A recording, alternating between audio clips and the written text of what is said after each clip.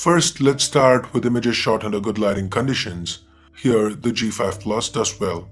There's a bit of software sharpening, as you can see on the veins of the leaf here, but it's all good. There's a lot of detail, the color reproduction's good.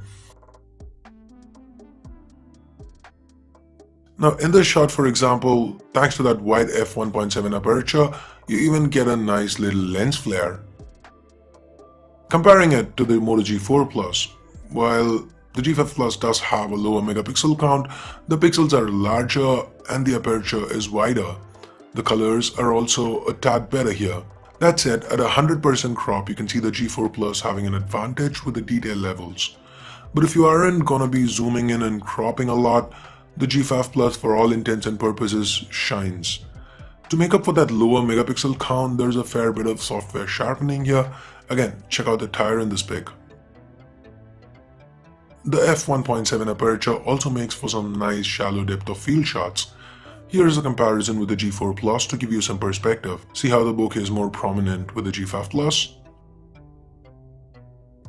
The dynamic range too is excellent here. Now this is the shot captured by the G5 Plus with the HDR mode off. Auto HDR is quite subtle in this situation, but HDR on makes a huge difference. The highlights are preserved while there's so much detail being brought out of the shadows. Just look at the leaves.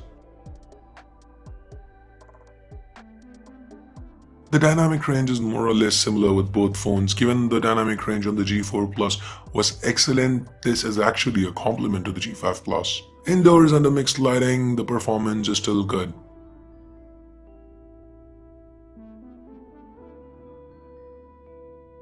Under low light, here's where the G5 Plus shines. I think this could be the best-in-class camera for this year. In situations like this where there is some light, the detail levels are very good. Even under very low light situations like this one, yeah, there is noise, yes, but the shots are usable. Just look at that clouds. To give you a better understanding, here is an image shot with the G4 Plus and the G5 Plus side by side. At first glance, the results might appear to be similar, but crop in and you can see that the image is cleaner with the G5 Plus. In this case, it's just cleaner processing. The ISO levels are even similar here. In this instance, again, the images look similar, but when you crop, you can actually see a much cleaner image with the G5 Plus. In this case, the ISO levels are much lower on the G5 Plus because of the wider aperture. Now here at first glance, I was tempted to give it to the G4 Plus, but zoom in and I noticed that the image shot with the G4 Plus had much higher noise levels.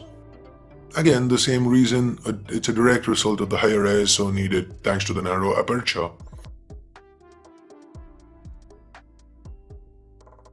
Now moving on to video, the G5 Plus can shoot 4K at 30 FPS, the colors are spot on, the detail is there, good footage, the lack of optical image stabilization does hurt a little bit here, but for the most part, an excellent camera for video. Thanks to the dual autofocus pixels, the Moto G5 Plus is quite fast to focus.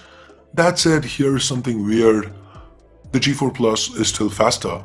With close subjects, yes, laser assist is crazy quick, but even with things further away, the G4 Plus still remains quicker to focus.